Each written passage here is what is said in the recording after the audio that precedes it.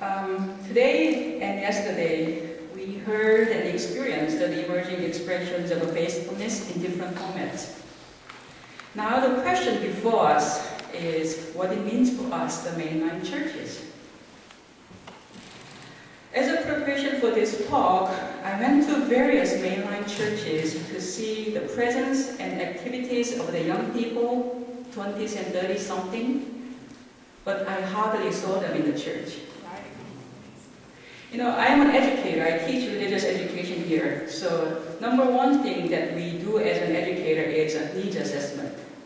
So I went to different mainline churches in different denominations and wanted to hear what they say about their faith life and what they say about this topic, but I hardly saw them.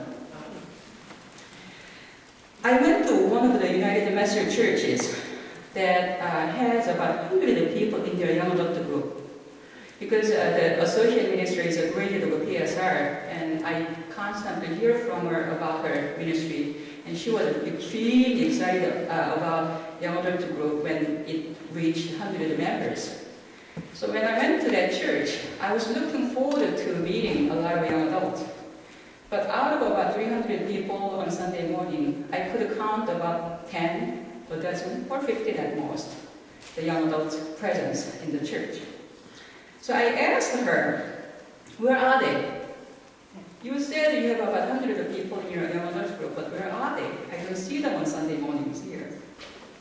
And she says, young adults who come to this, the social gatherings in different times are very hesitant to come to Sunday morning services and participate in other church activities, including the contemporary worship service, which is led by boomers in their 50s.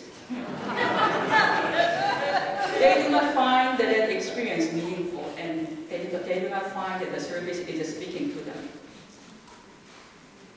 It does not address their issues, life experiences, and it doesn't feel authentic either. This experience reminded me of the conversation I had a long time ago with the youth that Joe mentioned in my old church in Connecticut. You know, extremely dedicated young men and women they were, but since they left for college, they were not attending any churches, even though they kept that same commitment to God and God's just work in this world. So once I asked them, you know, it was time that I already left the parish. I said, what's going on? Why you are not finding any church home? And they said, you know, if we could summarize our relationship with the mainline church, there is one song title that speaks to it. And then they said the alternative band group, Primitive Radio God song, in their album Rockets, standing outside a broken phone booth with money in my hand. That symbolizes their relationship with the mainline church.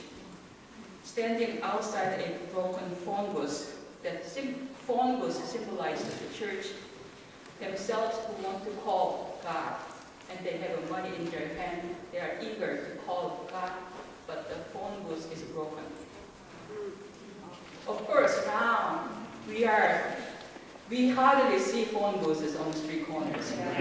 Everybody has cell phones, so they direct call God without any